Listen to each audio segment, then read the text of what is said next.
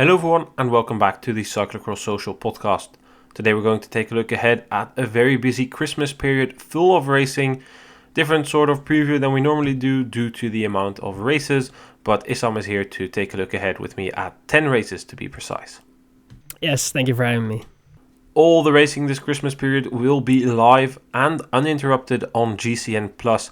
And if you head to gcn.eu/cxsocial, you can get a 25% discount on your annual GCN Plus subscription, which means you can not only watch all of the racing this Christmas period, you can also watch all of the racing on the road this season, which will be starting with the Tour Down Under in January. So make sure to head to gcn.eu/cxsocial for a 25% discount.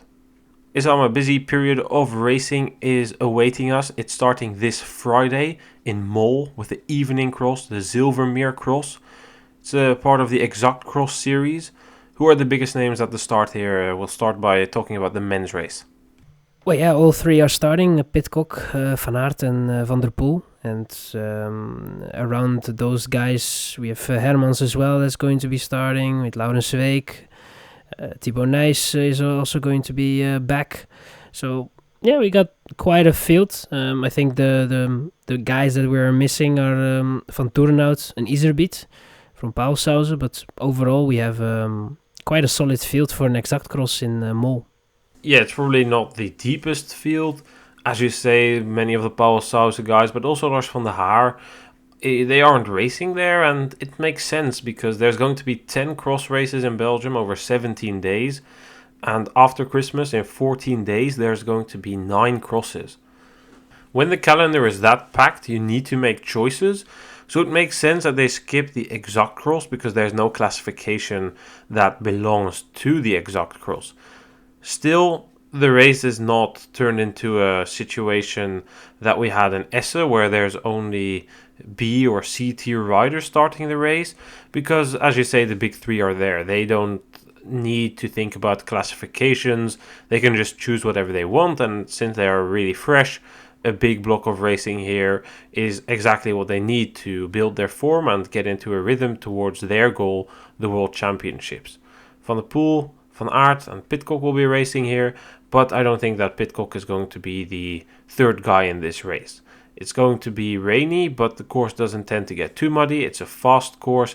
It goes through sand, a big section through the forest. 2018 was an edition with a lot of rain, but it didn't get muddy. I would tend to lean towards Van der Poel on such a course over Van Aert, and then a rider like Zweek to do well there as well, especially considering the fact that the sand is there. It might not be too difficult if it's raining, because then the sand gets a bit thicker and you're just able to ride through it easier. But I still think that would benefit him, and therefore I would give Zweek the benefit of the doubt over Pidcock, who struggles in the sand, and the same goes for Hermans, who is too big of a question mark for me to immediately say he's going to compete for a podium. Yeah, I think that's quite spot on, because with the sand, that's going to play quite a role. Then you have to look at the race that already happened in Antwerp with the World Cup, where we had some sand already and it was a good test for a race like this. And I think that there it was clear that Van der Poel was just that little bit better in the sand. Van Aert was able to compensate with his power, but just technically in the sand, I think that Van der Poel is just that little bit better, and that will help him for sure in Mol. And I think that in the end, Pidcock will struggle a little bit, just purely based on the fact that the sand is playing such a big role in Mol. And then a guy like Zweek, who is definitely looking forward to a race like this, might be the contender for the third spot on the podium. I do think the busyness of the calendar is going to create some challenges. We know that the riders always get tired, so I wonder if we can see maybe some surprising names who are able to prioritize a number of races, pop into the top 10 towards the end of the super busy Christmas period. We'll go classification by classification. So the Exact Cross, they have the Zilvermeer Cross. That is taking place on the 23rd of December. Racing starts at 16:15 Central European time. So the women's race is starting 2 hours and 45 minutes later than what they usually do. The men's race is 2.5 hours later than what it normally starts, because they are racing at 5:30 European time, Central European time. So we've mentioned the woman. In the women's race, we can see that Lucinda Brandt is coming back from her injury, I would say. I mean, she made that short comeback but needed a bit more time after there was an infection in her hand. We can see that Annemarie Worst is coming back from a long knee injury. First, about these two riders, what do you expect from them this Christmas period? Because both riders should be a bit fresher due to less racing, but on the other hand, both have had their implications and complications this season. Yeah, I think, for both women, it's a question of how did they get through the time that they were able to recover and, get back on the bike and the training. I think that for them it will be a sort of a race per race kind of situation where they have to go through a race and, listen to their body, feel how it goes, and from there on they have to make a decision on the next couple of races, which one they will choose. Because I think that both of them do not want to, rush it, but they also want to make sure that when the championships are there, that they are at a certain level where they are able to compete for their goals. So I think that, for both, it's a case of, trying to improve as much as possible in a short period and try to get as much race rhythm, because that's what they lack at the moment. But also, look at the situation, how the body is reacting to the racing, because we have seen with Lucinda Brandt, for example, coming back maybe a little bit too fast, and then the body doesn't really like that, having a fever, and from there on it's, the body doesn't really want to do what you're thinking of, and then you have to make a decision, and I think that was the right decision at that point, and we have to see if it pays off right now, or if it's still, in a situation where Brandt is not fully recovered, which I think she isn't fully recovered, but good enough to be racing, I think. I think Brandt should be a bit better than what she was after her return in Beekse Bergen.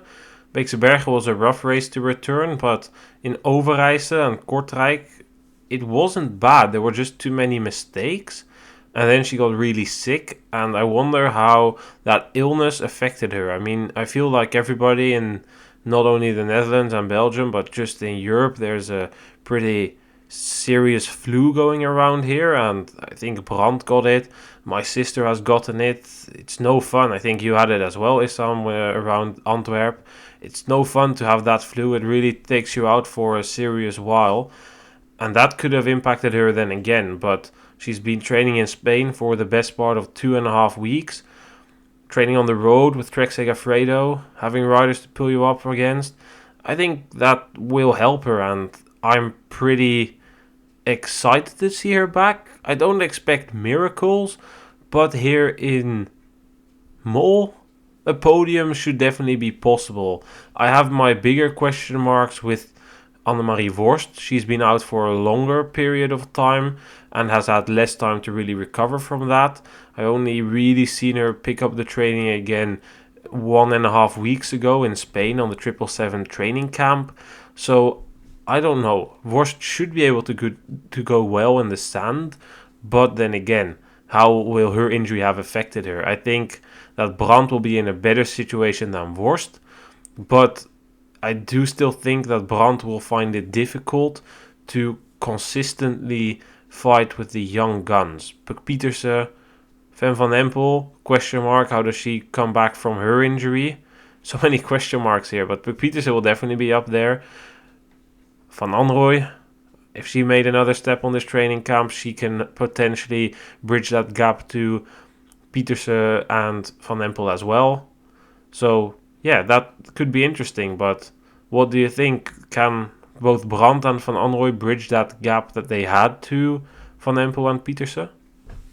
No, I don't think so. I don't think that is going to happen so fast already. That will take time. That needs, I think, a couple of weeks if that will be the case this season. Because I think at the moment Pieterse is at a level that's, there's not going to be a moment, I think, that she is in doubt if Van Empel isn't starting. So as long as Van Empel isn't there, I think that Pieterse has now the confidence to take initiative in the race. I think that for Van Anrooy, she will definitely grow in this season more and eventually will come at a level that she will be able to follow. And then it's the question if it stays with following and being very close, or actually becoming a threat for Pieterse. Because I think that Pieterse this season is doing it quite well in terms of picking her races. It's not a full program. It's a program where she's very balancing out the season so far. And, if she does maintain it in this very busy period, it will only help her. And I don't think that we will see the normal decline of form in a way, which you see with some of the riders that take a little bit more races on their resume. Yeah, I mean, that's what I just mentioned before. There's riders that are going to be making choices in terms of races they do. Pieterse and Van Empel have been doing that all season, and that's something that could benefit Brandt. She doesn't have any classifications to defend, so let's say Gavere goes bad, she can easily say, well, I'm not going to race tomorrow in Zolder, I'll try again in Diegem. Or if she isn't feeling too well, she can just decide to skip Baal or Herentals, or any of the other races we'll come to in a bit. But on the other hand, I do think that Brandt will most likely start most of the races, and it can also be an advantage because she does have the ability to then race against a field that doesn't contain the best riders, and that helps regaining your confidence, rebuilding yourself. Racing at the front is more fun than racing for fifth. So those are all things that could help Brandt. And here in Mol, that is like a perfect race to do so. I mean, I expect that she will be fighting with Van Anrooy for the win. I don't know what Van Alphen can do. She has been going pretty well recently, but I don't think this is a very good course for her. And then for the rest, there's some solid other names racing, Kastelein, Bakstedt, Honsinger, but I don't think that they have the level that Brandt and Van Anrooy have. I'm especially excited to see what Van Anrooy can do. I think she will be choosing her races wisely as well, but 2.5 weeks or 3 weeks of training in the sun, it can make a pretty big difference for your form. And if you build your base a bit, do some intervals in between, or use this block to really become a rider with a solid foundation, which you just built, and build the intensity on top of that, you could start going really well. So I'm curious to see what she can do. She would probably be my favorite in a sandy course like Mol, but again, don't put it past Brandt to come back, because Brandt is a fighter. So yeah, that will be fun. But also on the women's side, you can see Betsema, Alvarado, Van Anrooy, or not Van Anrooy, Van Empel and Pieterse. They are not racing there. They are taking their rest, and I completely understand, but still some pretty fun starting fields there. The only other exact course which we have in the Christmas period is in Loenhout. That is a relatively fast course that will take place on the 30th of December. That race will be held at the normal times, but we won't go to But we won't go and make a preview or prediction for that, since we don't know who will be starting, and then there's not much point in us doing so.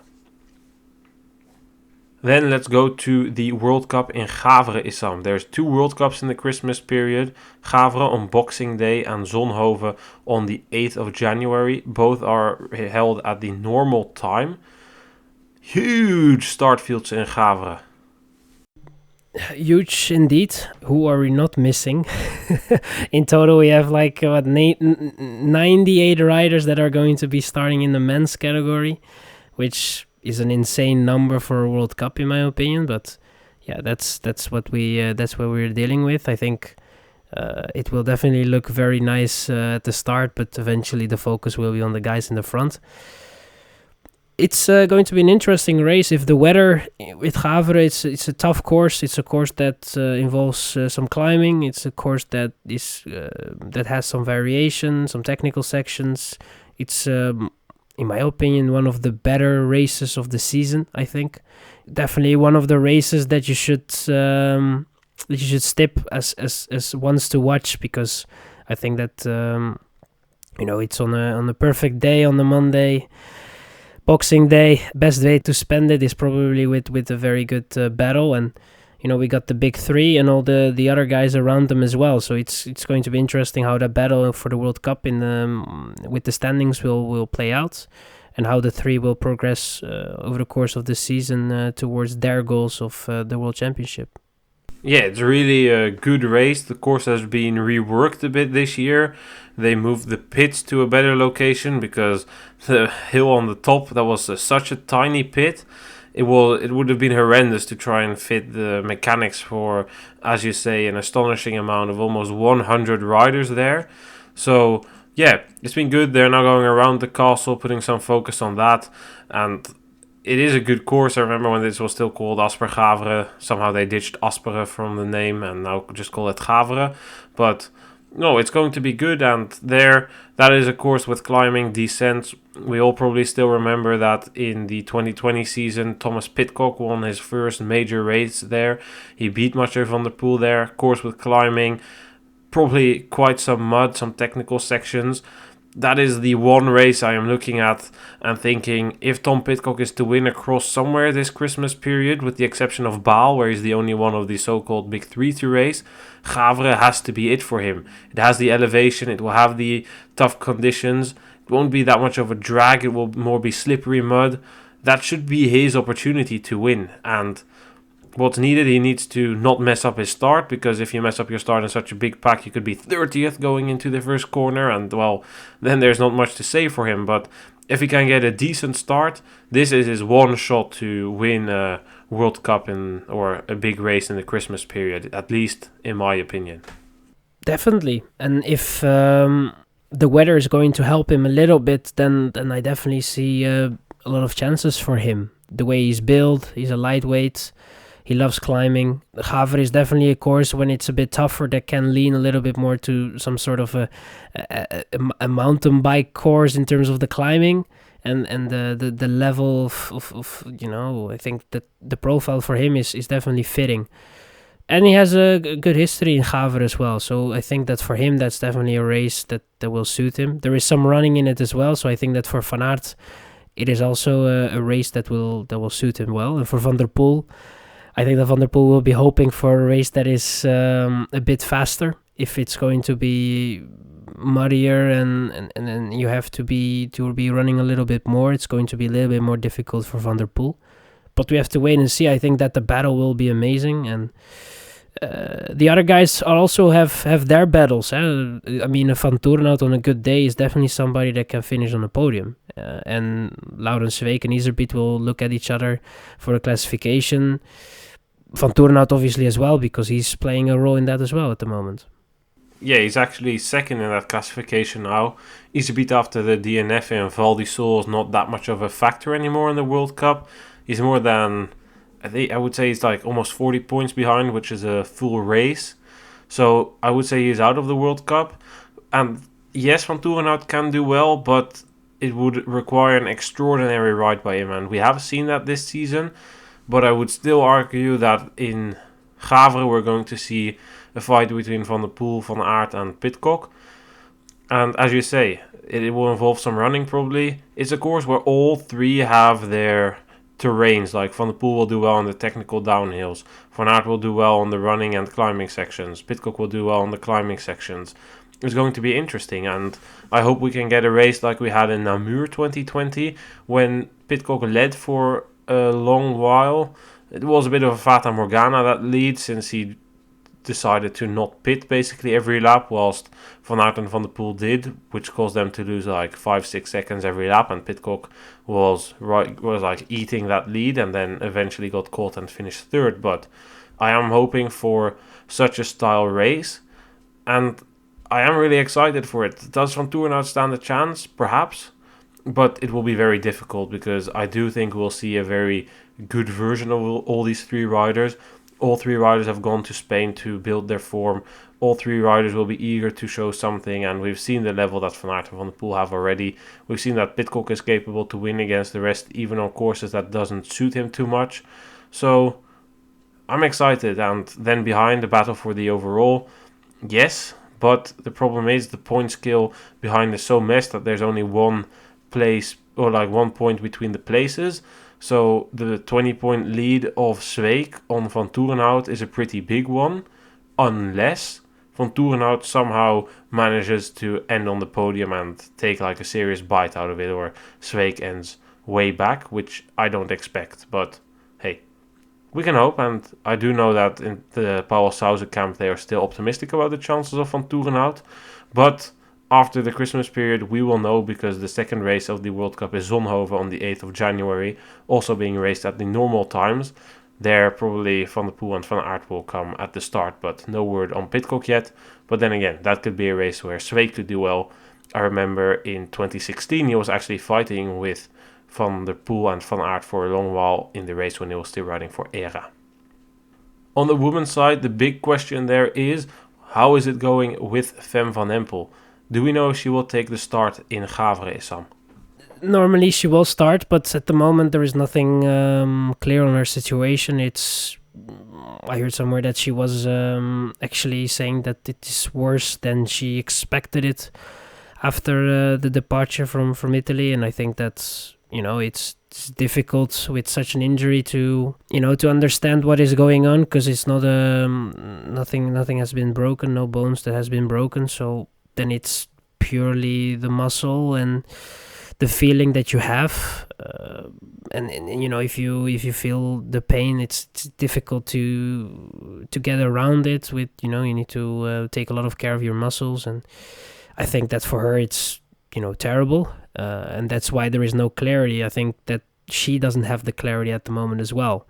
So yeah, it's a little bit of waiting, and we have to wait and see what's gonna happen. I normally would expect her at the start, but that's really guessing at this point. We don't really know if that is going to be happening.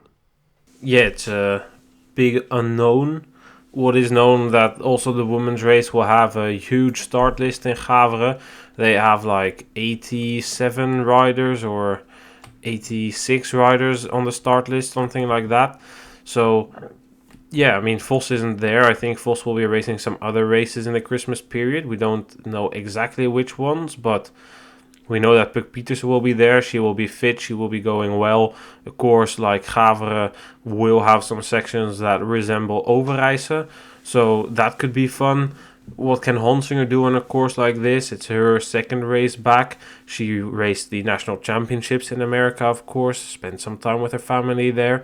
What can a rider like Vash do? She won in Overijse last year. What can a rider like Pervodun do on a course that should suit her, at least more than the other courses that she's been doing? How can a rider like Rochette continue what looked to be a promising race in Val di Sol? These are so many questions, and then we already went over how is the recovery of Brandt going? How is the recovery of Worst going? We have now added how is the recovery of Van Empel going? Will she even start? If she doesn't start, things could become narrow for her World Cup lead, because then there are still 3 races that are to be done. Zonhoven, Besançon and Benidorm. Well, Benidorm and Besançon in the other order, but those 3 races are still to be done after Gavere. If Pietersen wins, 40 points are taken back if Van Empel doesn't start.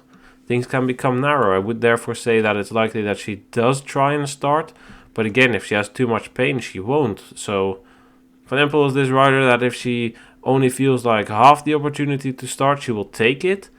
But I think that they also won't really rush her into it. She was supposed to do Diegem, but she got taken off the start list. Maybe she does Zolder. She raced there last year, did well there, but no guarantee that she does that this year. Will Gavere be the last race that we see her do in the Paul Sauze kit? Who knows? But yeah, so many good riders on the start list. I probably still forgot to mention a bunch. I think only Sanne Kant is missing. She announced to be taking a period of rest here and skipping the first part of the busy races. I think she will start in Herentals again, or somewhere towards the end of the Christmas period, and build towards the Belgian Championships. So yeah, it will be interesting. It's going to be a packed starting field here in Gavere. We'll see some other packed starting fields as well. So yeah, I'm looking forward to it. And in Zonhoven, we could see some other riders come forward again, but don't know if you maybe have a rider that you expect something from in particular this Christmas period? Particularly not. I'm interested to see Honsinger, because Honsinger was saying that this was more the period where she was that she wanted to perform well. We have to be honest, on the races so far, it was not terrible, but it was nothing to write home to. So I think that the races that are coming up, there are definitely some races that will suit her. So yeah, I hope that we can see a Honsinger that is able to fight for a podium. That will definitely be something I'm looking forward to. So yeah, it's to wait and see. I hope that we're going to enjoy many battles, and that we're not going to be watching the one boring race after the other. But I don't think that we will have that with so many riders available to race. So I think that it will be quite exciting, the races that are coming up. Then the day after the World Cup in Gavre, it's time for the Super Prestige in Zolder. That will be held at the normal time. But then immediately the day after that, on the 28th, we will have the Super Prestige in Diegem. The women's race starts at 7 p.m. It's a night race. So that means that the women's race starts 4 hours later than when the men usually start. And then towards the end of this period, the Super Prestige in Gullegem will take place on the 7th of January. It's a bit of speculation for this, who is doing what. We know that for Gullegem, there are no signs that Van der Poel, Van Aert or Pidcock will start. We know that all three are expected to start in Zolder and Diegem. However, I think it's safe to assume that Zweek and Van der Haar will do all of these races, because they are tied in the lead at the moment. Probably Iserbyt and or Van Toerenhout will do most races as well, because, I mean, Iserbyt is only 3 points behind. Van Toerenhout with 6 is already looking a bit more difficult for the win. But yeah, I guess these riders will definitely prioritize the Super Prestige, which will make for a nice battle for the overall in this classification, which is always super tight. Yeah, it is. I mean, Super Prestige is the classification where you only gain a point per place that you are finishing in your race, which makes it very difficult to win. And it's most of the time it's a battle till the last race or the penultimate race. So it's very difficult to say that you're going to skip a race, especially with the Super Prestige. If you're doing well, you there's no room for you to skip a race, because at that point you're that far behind, and it's so hard to make that up. So yeah, you can expect the ones that are doing well in the Super Prestige will definitely try to start it. Diegem is, in my opinion, also a race that is notable with just the way it is, the racing at night. There's a lot of atmosphere there, a lot of people that are watching it. So yeah, it's definitely a race that you should be watching. It's I don't know. It's different from the other races, that's for sure. Some don't have some problems or issues maybe with the parcours, but I think personally that it's just a different vibe around in Diegem, and it's definitely very nice to look at. I mean, the course is shit. Let's be honest. It's terrible. Yeah. If it would be a day or without anything, it would. It's terrible. I mean, come on. After the start, you come onto this massive off-camber, which means that if you're not in the top 3 or 4, it's almost going to be race over. And for the rest, like half of the course is on tarmac and through the city. But that's, as you say, the course. It's pretty bad. It's like the only race at the highest level that has 2 single pit zones, so you need 4 bikes in order for this to work, or preferably even more than 4 bikes, and mechanics, etc. A lot of mechanics especially, so that's messed. But as you say, the atmosphere is great, and there's so many spectators always, and they race through cafes, in front of cafes, and through the small streets. It has its charms, and I'm looking at the start list of riders that they already signed a starting deal with now. Van Aert is on there, Zweek, Hermans, Iserbyt, Van Toerenhout. Those are the names I just mentioned. On the men's side, we see Van der Poel, Kamp, Van der Haar. But we also see Adams, Nijs, Soete, Verstringen, Gianni Vermeers. Pidcock was on there, Kevin Koen, Felipe Oorts, Boros, It's going to be one of the most packed races as always. It wouldn't surprise me if you actually go over 100 participants for this race. The women's side also looking pretty good. I mean, Betsema now has a pretty significant lead in this classification after the off day of Alvarado in Boom. She has a lead of 5 points on Alvarado and 6 points on Van der Heijden. These riders will feature for the overall of the Super Prestige. I think it's going to be between Betsema and Alvarado, so it's no surprise to see both Betsema and Alvarado both confirmed for this race. Brandt, Worst also confirmed. And then we come to the first non-World Cup race. Well, she did some in the pre-season, but the first serious non-World Cup race that Pieters is doing. She's confirmed to be on this start list together with Van Anrooy as well. And then we also see that Vash is racing, Bakstedt will race. So yeah, it's going to be good, pretty packed. Wonder what Pietersen can do on this fast course.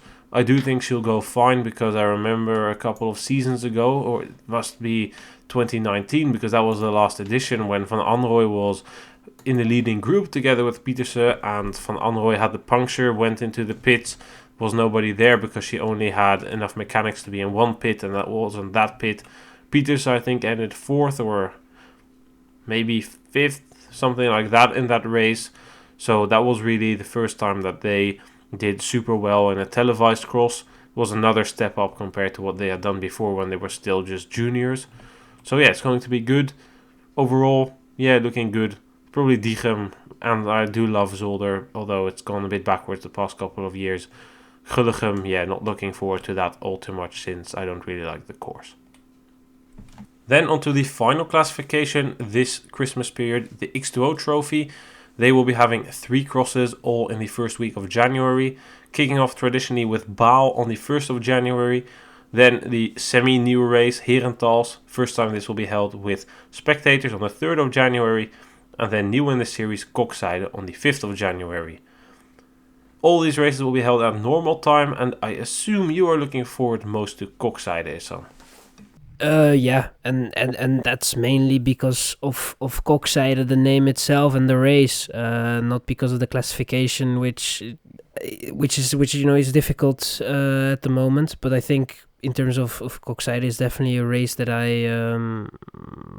think that everybody that follows cyclocross can mention a couple of races. Kokzijde is definitely one of them. It's a race that has it all. The sand, obviously, in the dunes. It's a great course. If you have the right amount of spectators, which it normally has, it's also very nice to look at from that side as well. And the riders love to go to Kokzijde, so I think it's definitely out of the X2O Trophy the most notable name and probably the best race. I think Nijs will not agree with me because he thinks probably that a Baal is, but I think that Kokzijde is a great entry from the X2O Trophy, and definitely one of the races that I am then looking forward to watch in this busy period. Yeah, I feel like the X2O Trophy might be the races that have the weakest start field, because on the men's side, Baal will only see Pidcock race, Herentals will probably see all 3, and then Kokzijde will probably see Van Aert and Van der Poel. It's still good, but it's a bit worse than what we have seen in terms of Super Prestige, where all 3 are there for all races. Still a pretty big and wide fight for the overall. Here in the X2O Trophy, we've seen Iserbiet, who is in the lead by a couple of seconds over Van der Haar, and then Van Toerenhout is already far behind. Sweeck will probably skip most of these races, but Sweeck will, I guess, do Kokzijde because he loves the sand. He's great in the sand. I look forward to see what he can do there. Again, said I didn't put it out of this world that he would fight for the win there, especially if he comes in relatively fresh. So that would be certainly a thing that I'm looking forward to. How can Sweeck go in Kokzijde? And for the rest, I'm just thinking, like, on the women's side, if Betsema doesn't win this, I already made the promise with you, Issam, that if she doesn't win this, I will need to go to the final race of the season, Oostmalle, which is held on the same day of Kuurne-Brussels-Kuurne, which I would rather watch than Oostmalle, to be honest. and I would need to go to that race and support Betsma with banners, flares, everything, because then she really needs all the support she gets in the off season, because her gap is 4 minutes on Van Empel, who won't do any of these races most likely, maybe Kokside, and then 4 minutes on Van Alphen and Vos and 5 on Brandt. If she doesn't win this, something seriously went wrong, and I don't expect that. So the overall on the women's side is pretty locked in. We don't know anything about the start list, so it's pure speculation. But yeah, I think the only thing we still have left to discuss is, do you think that the Christmas period with 10 crosses, we've briefly mentioned them all, do you think it has become too busy? Short answer would be yes. Of course, it's crazy, crazy amount of races that we have in such a short time span. But it is something that didn't come out of nowhere. It's some sort of a progress of multiple years, where just races that have been added have been switched from classification to classification. COVID happened. And then at a certain point, races that were not organized wanted to come back, looking for a spot.